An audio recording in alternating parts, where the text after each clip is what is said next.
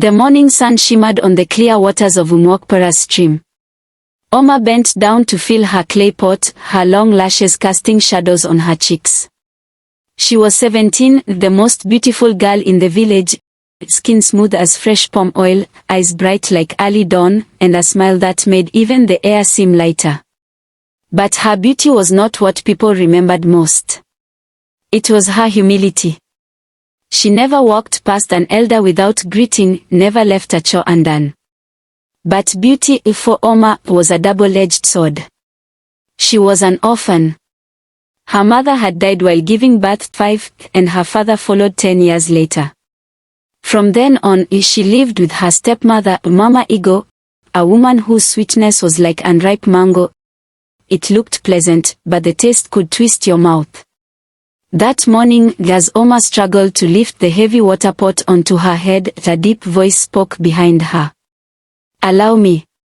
She turned, and her heart skipped. It was Prince Obi, the heir to the throne of Umuokpara. He was tall, with the proud bearing of a hunter and the easy smile of a man loved by his people. Before she could protest, he took the pot from her hands and balanced it on his strong arms. "My prince, please, you shouldn't." He cut her off with a small laugh. "Shouldn't what?" "Help a good daughter of our land." His eyes lingered on hers for a moment longer than courtesy required. They walked together to her compound, the soft sound of his footsteps matching hers. Mama Igo stepped out of the hut just in time to see the prince carrying Oma's water pot. Her 2 daughters, Amara and Amaka, rushed out giggling, straightening their wrappers, trying to catch the prince's eye.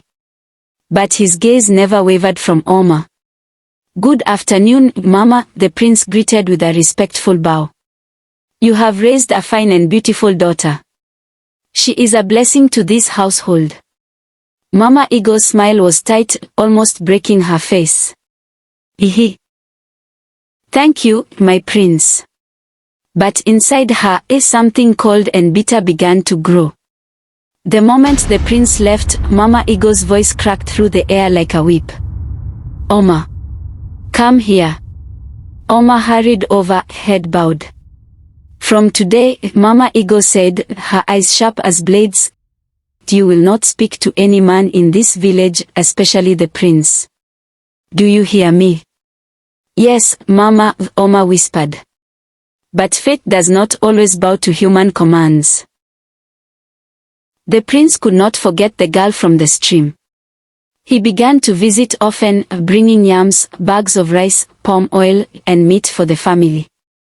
He would always speak politely to Mama Igo, but it was clear his visits were for Oma.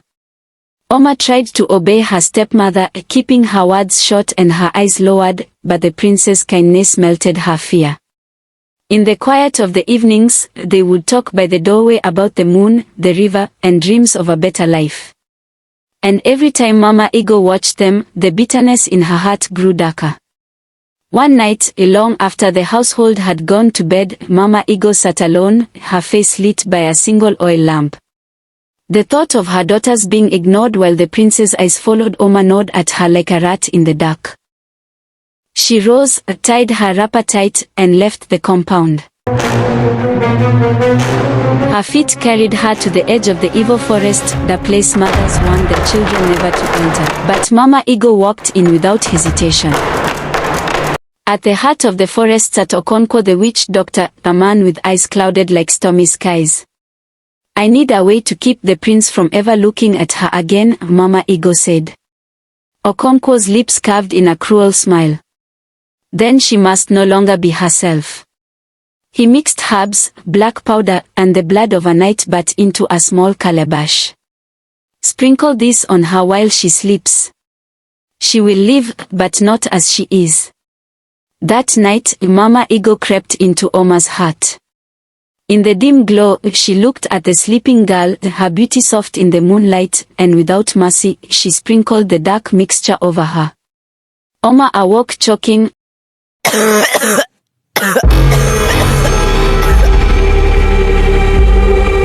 body burning, her bones twisting. She tried to scream, but her voice broke into a frightened yelp. Her skin prickled, her hands shrank into paws, fur sprouted all over her. In moments, Oma was gone. In her place was a small brown puppy trembling in the corner. Mama Eagle smiled. The next morning she spread the news. Oma is gone. She must have wandered into the evil forest to fetch firewood. Stubborn girl. The village mourned. Beneath the great tree in the compound, the little puppy stood trembling, its eyes wet with tears as it watched Mama Eagle and the gathered villagers. No one could have imagined the truth hidden behind those innocent eyes. Not even Amara and Amaka knew the wickedness their mother had done to Oma. The prince sent the youth to search the forest for days, but Oma was never found. Meanwhile, the truth was crueler than death. By day, Oma lived as a stray puppy chased from doorsteps, kicked by children, scavenging for scraps. By night, she became human again, hiding in the abandoned yam barn behind the compound.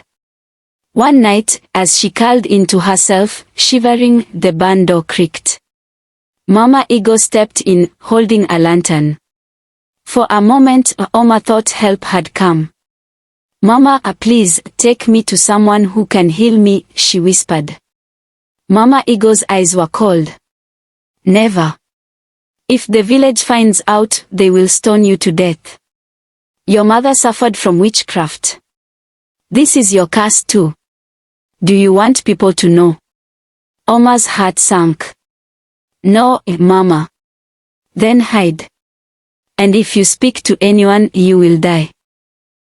From that night, Oma kept her suffering a secret.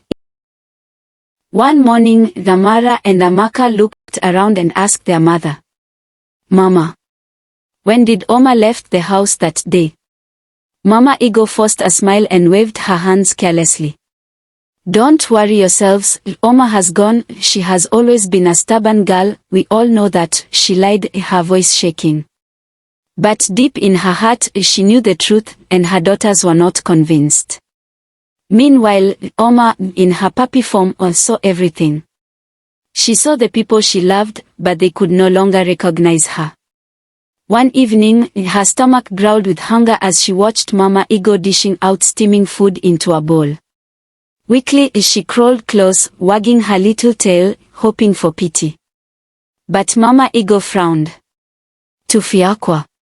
Get away, a useless dog." She kicked her off the doorstep. Tears welled in Oma's eyes. She ran to Amaka, who was eating roasted yam under the tree. Oma whimpered softly, looking up at her sister with pleading eyes. Amaka bent down, not out of love, but irritation, and dropped 2 tiny scraps of yam on the floor. "Here, take it and go. Don't disturb me." Oma ate the crumbs with tears falling from her eyes. The prince had wandered far from the palace, his royal robe dusted with leaves, his eyes weary from searching. "Oma. Oma," he whispered into the quiet woods, his voice trembling with longing. From behind a fallen log, a little puppy stirred.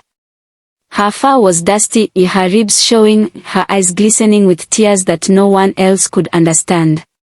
It was Oma, the jewel of the village, now trapped in a form that made her invisible to everyone she loved.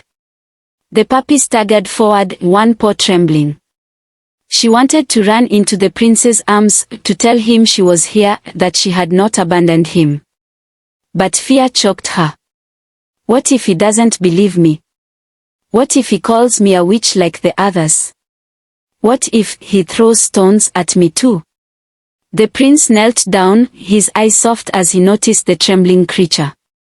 He stretched out his hand. "Little one, why do you cry so?" he whispered. "Your eyes, they remind me of someone I cannot stop searching for." Oma's heart broke. She whimpered, her tiny tail tucked between her legs, inching closer but never daring to touch him. The scent of his skin, the warmth of his presence, it was all too familiar. She wanted to scream, "It's me, Oma. You're Oma." But all that came out was a faint, sorrowful cry. The prince wiped his eyes and stood slowly. I must go on, he said to himself. Somewhere. Oma still lives. And I will not rest until I find her. As he walked away, the puppy collapsed on the ground, watching him disappear into the trees. Her tears wet the dry earth, her cries swallowed by the silence of the forest. And in that moment, Oma realized the cruelest pain of all, to stand so close to love, yet remain unseen. Meanwhile, Prince's visits to Mama Eagle's house stopped. No more gifts, no more laughter. Instead, he was seen by the river, gazing at the waters as though searching for something lost. His heart refused to rest, for his soul knew something was wrong. One afternoon, Namara and Amaka returned from the stream, whispering to their mother. Mama, we saw the prince. We greeted him, but he didn't answer. He only asked us, where is Oma? Mama Eagle's heart sank like a stone. Even with Oma out of the way, the prince still did not see her daughters. Her face twisted with bitterness. That night, she tossed on her mat, her thoughts burning like fire. If the prince refuses to look at my children, then I must force his eyes to see them.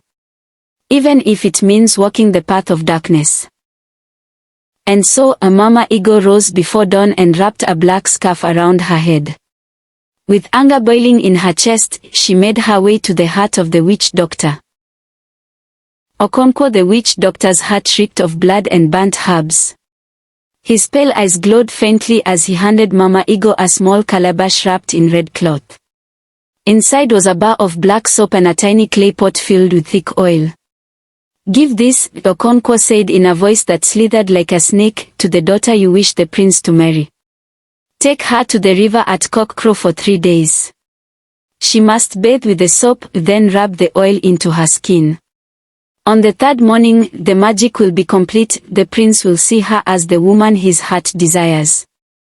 Return when it finishes, and bring me a white he-goat and a white cock as sacrifice. Mama Eagle bowed so low her forehead touched the earth.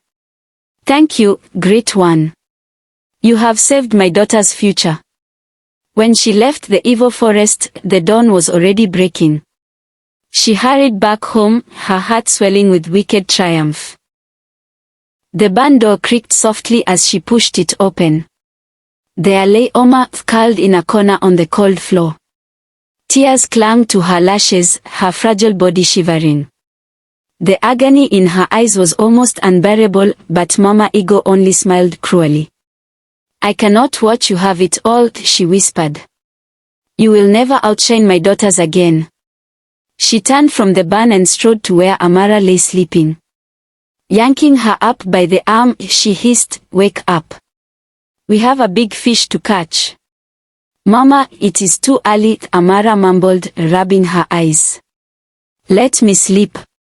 Silence. Mama Eagle dragged her up. Do you want the prince for yourself or not? Amara's sleepy protest died instantly. She followed her mother to the river. Behind them, Oma, still weak, heard their footsteps fade into the night and wondered where they were going. But the dawn was close as she dared not follow or risk transforming before their eyes. At the riverbank, the water shimmered silver beneath the pale moonlight. Mama Eagle pressed the soap and oil into Amara's hands. Bathe, she ordered. Amara hesitated, clutching the items. Mama, what if people find out? What if? Do you want the prince or not? Mama Eagle's eyes blazed. When she emerged, she smeared the oil onto her arms and face, and a faint glow seemed to shimmer across her. That very moment, the prince stirred in his palace bed. His heart thundered. He was dreaming of Oma again. Her smile. Her laughter. The way she had once lifted her pot of water at the stream, shyly thanking him for his help. The dream felt too real. His eyes flew open, and he sat upright, sweat dampening his chest. By day, he returned to the stream, searching among the maidens, but Oma was not there. Their laughter meant nothing to him. The second morning, Mama Eagle and Amara returned to the river. This time, Oma, torn by fear and curiosity, followed at a distance, careful not to be seen. She crouched behind a thick bush as Amara bathed again, the water around her glowing faintly. Oma's breath caught. What is happening? But as the first rays of sun touched the river, her body tingled. She fled before the curse overtook her.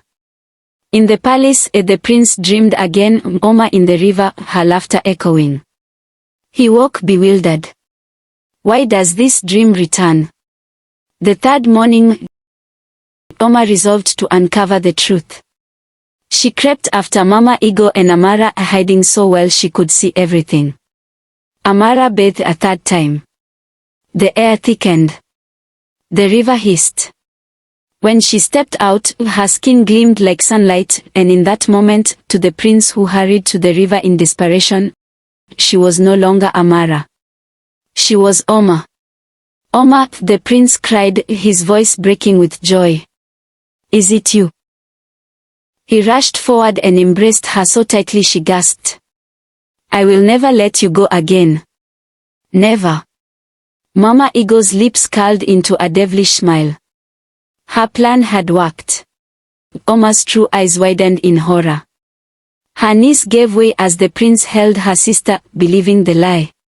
Silent tears poured down her face. She turned and fled into the forest, her heart shattered beyond repair. She ran until her lungs burned, deeper and deeper into the wild. Roots tore at her feet, branches clawed her skin, but she did not stop. At last, she collapsed beneath a great tree. Her body was weak, her eyes blurred with tears. It was night when a hunter passed. His name was Obadiah, a man from a distant village. He froze when his torchlight revealed a young maiden lying pale and helpless beneath the tree. At first, he wanted to walk away, such sights were often omens in the dark forest. But something tugged at his soul. No, she needs me, he whispered. He bent down and touched her hand. It was ice cold. Can you hear me? Oma stirred faintly, her lips too dry to speak. Obadiah lifted her gently into his arms, carrying her back to his hut at the edge of the forest. He fed her broth spoon by spoon, laid her on his mat, and whispered, rest. At dawn, tell me your story. No harm will come to you here. But at dawn, when he entered the hut, his heart stopped. The mat was empty. Ungrateful girl, he muttered, pacing. After all I did, she left without a word. But beneath his bed, hidden in the shadows, a small brown puppy trembled silently. The curse had struck again with the morning light. Oma curled into herself, praying Obadiah would not find her. Her heart bled. Even the one who tried to save me.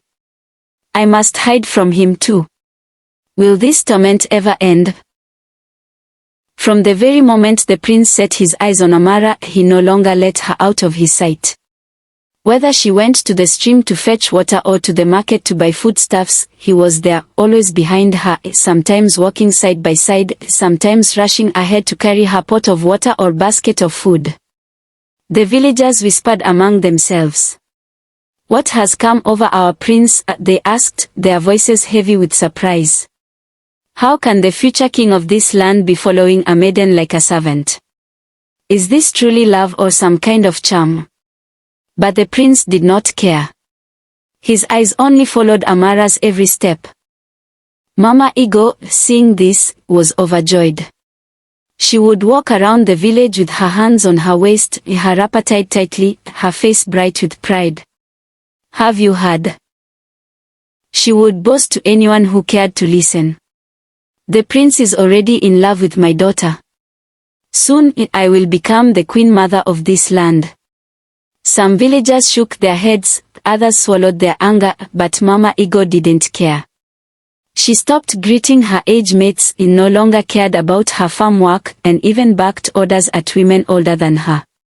Why should I stress myself, she would say, waving her hands carelessly. Very soon my daughter will sit on the throne and I will never know hunger or suffering again.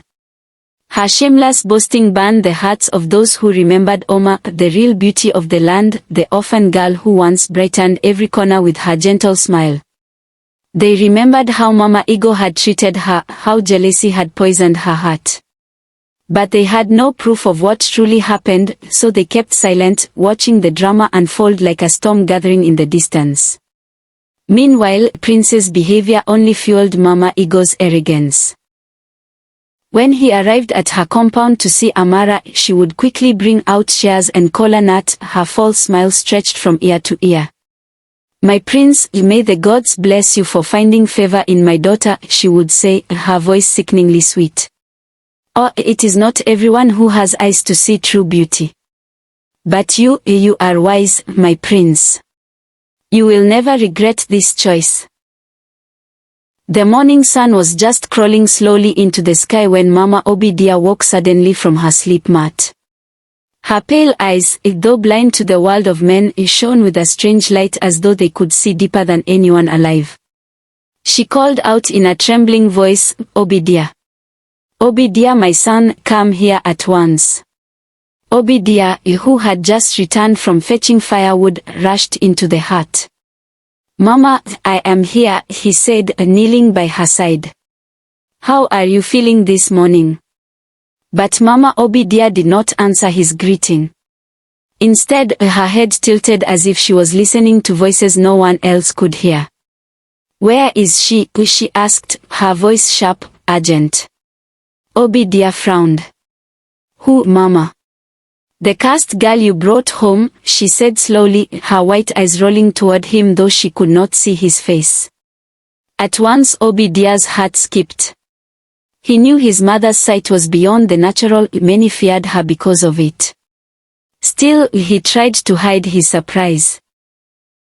"Mama," he said carefully, "I brought a girl home from the forest, yes, but cursed. I don't know about that. And besides, the girl I brought home already left without thanking me. She is gone." Mama Obinna hissed and shook her head. "Gone? You think my spirit sleeps, Obinna? You think my ears cannot hear her cry even when the world is silent? She is still here." Obinna's eyes widened. "Still here? Where, Mama?" "I searched the hut last night before I slept. I saw no one." She leaned forward, her wrinkled hands trembling as they gripped her son's arm. "She is here, inside the hut. But you will not see her with your ordinary eyes, my son." Obinna laughed nervously. "Mama, how can a girl hide inside this small hut without me finding her? That is not possible." Mama Obinna only hissed again, her lips curling in anger. She pointed a crooked finger toward the corner of the hut. "Go inside," she ordered. "Look well. You will not find a girl, but a small brown puppy lying quietly on the mat. Bring her to me." For the first time since his mother spoke, a strange chill ran down Obinna's spine. Slowly, with heavy steps, he walked toward the corner of the hut. And there, just as his mother said, curled up on the mat, was a little brown puppy, shivering as though it carried a secret too heavy for its small body. Obinna froze, his chest tightening. He remembered the face of the beautiful girl he had rescued the night before in the forest, the sadness in her eyes, the way she had thanked him with trembling lips. Now, staring at the frightened puppy, his lips went dry. Could it be her? Behind him, Mama Obinna's voice cracked through the silence like thunder. "Bring her to me, my son. That is no ordinary puppy. That is the cursed one." Obinna bent down, his hands shaking as he reached for the little creature. The puppy whimpered, its soft eyes meeting his. And in that moment, Obinna felt his heart break. Because those eyes, those sorrowful eyes, were the same eyes of the girl he had saved. Once the sun had set, Mama Obi and her son Obinna sat on the old wooden bed inside the small hut. The dim light of a burning oil lamp flickered against the mud walls. At the corner of the hut, the little puppy lay curled up, breathing softly. Suddenly, as the last glow of daylight disappeared, a strange silence fell upon the room. Obinna's eyes widened when the puppy began to shake, its body twisting and stretching, its fur melting away into smooth skin. In the next breath, before his very eyes, stood a maiden, radiant, trembling, and breathtakingly beautiful. Obinna's heart thudded loudly in his chest. "Mama! Mama, do you see this?" he cried in horror. But Mama Obi only chuckled, a deep, knowing laughter that made Obinna more frightened than before. She wasn't surprised. She wasn't shocked. She laughed as though she had been waiting for this very moment. Oma fell to her knees, her eyes filled with pain and terror. "Please," she begged, her voice breaking like a shattered pot, "don't kill me. Don't stone me to death. I didn't ask for this curse. Please." Mama Obi turned toward her, her blind eyes staring straight into Oma as though they could see beyond flesh into her wounded soul. Her laughter faded, replaced with a voice heavy with wisdom. "My daughter," she said, her tone calm yet firm, "truth is like smoke, no matter how they cover it, it will still rise." Oma's lips trembled. "What do you mean?" Mama Obi leaned forward. "No one will hurt you here. Neither you nor your mother are witches, as they made you believe. Your stepmother fed you lies so you would hide your pain in silence. She bewitched you, my child, so that your beauty will not outshine her own daughters. But the gods are wiser than men." At those words, Oma broke down completely. She wept as though her heart had carried oceans of sorrow, pouring them out at Mama Obi's feet. Mama Obi reached out and touched Oma's hair gently. "Cry no more, my daughter, because your tears have reached the ears of the gods. Your suffering is coming to an end." Then she turned to her son. "Obinna, go to the big calabash where I keep my herbs. Fetch me water from the pot." Obinna, though shaken, obeyed quickly. He returned with a wooden cup of cool water. Mama Obi took it in her wrinkled hands, muttering ancient words under her breath. Her voice carried power, like the whispers of spirits in the wind. Then she handed the water to Oma. "Drink, my child." With trembling hands, Oma lifted the cup and drank. At once, a warmth spread through her chest. For the first time since that cursed night, peace washed over her soul. The heaviness that clung to her spirit seemed to melt away. She gasped, holding her chest, as though a chain had been broken. Mama Obi smiled softly. "In 2 days' time, Obinna will take you back home, before they steal what is rightfully yours." Oma fell at her feet, tears of gratitude streaming down her beautiful face. "Thank you, Mama, thank you. May the gods bless you and your children forever." Obinna watched her silently, his heart pounding. He had never seen such beauty, nor such sorrow wrapped in one soul. Something stirred inside him, a quiet fire he could not explain. But neither he nor Oma knew what awaited them at Mama Eagle's compound, where celebration drums already echoed, announcing the marriage of Amara to the prince. 2 days later, as the cock crowed, Mama Obi called Oma into her inner room. The little hut was dim, but it carried the smell of herbs and wisdom. From a small gourd hidden inside her wooden chest, Mama Obi brought out a tiny clay pot sealed with red thread. She untied it gently and brought out a fine white powder. "My daughter," she said softly, her voice firm yet motherly, "when you get to the entrance of your father's compound, blow this powder into the air. Do not speak until it settles, then you will see the hand of the gods. Everything will be made right." Oma received it with trembling hands, her eyes brimming with gratitude. She knelt quickly, tears rolling down her cheeks. "Mama, I don't know how to thank you. You saved me when everyone else rejected me." Mama Obi placed her hand on Oma's head and smiled faintly. The child who is loved by the gods cannot be hidden forever. Go, my daughter, and remain blessed. What is yours will never pass you by. Obinna stepped forward, standing tall and ready. We must leave now before the sun climbs too high, he said. With a final blessing from Oma and Obinna set out on the dusty path that led to Umuokpara, her village. As they walked, the wind whispered through the trees, almost as though the spirits themselves were guiding their steps back home.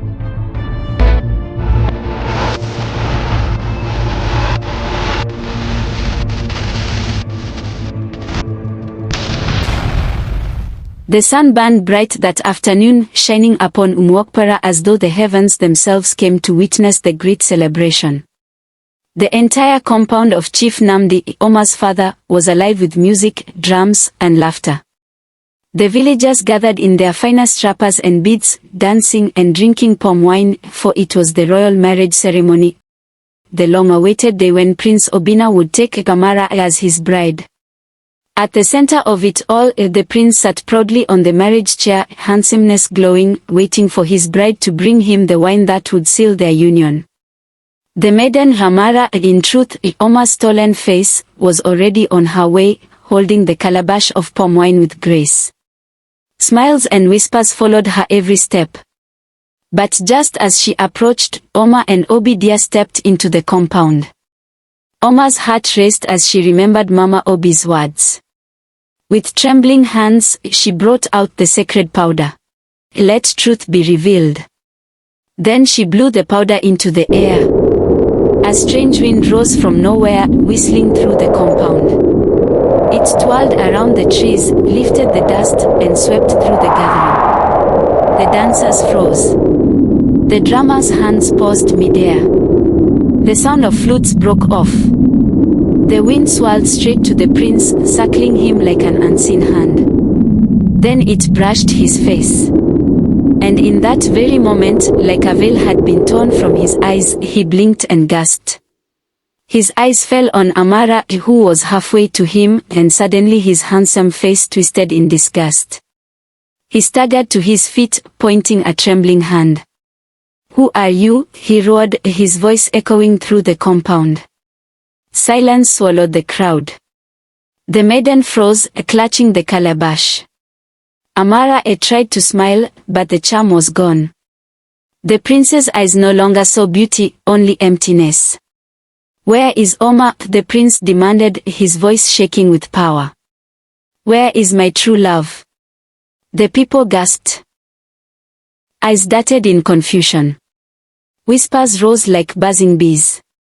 Then, suddenly, a voice thundered from the entrance, clear, bold, and commanding. "Here I am, my prince." Heads turned in unison. And there she was, Oma. Walking gracefully into the compound, her beauty unmatched, her presence brighter than the midday sun. Every step she took was like royalty itself descending. The entire crowd gasped aloud. Some women clutched their wrappers to their chests, some men shook their heads in disbelief. Mama Eagle's voice pierced the air like a viper's hiss. "Witch! Don't go near the prince. She is a witch, she wants to destroy us."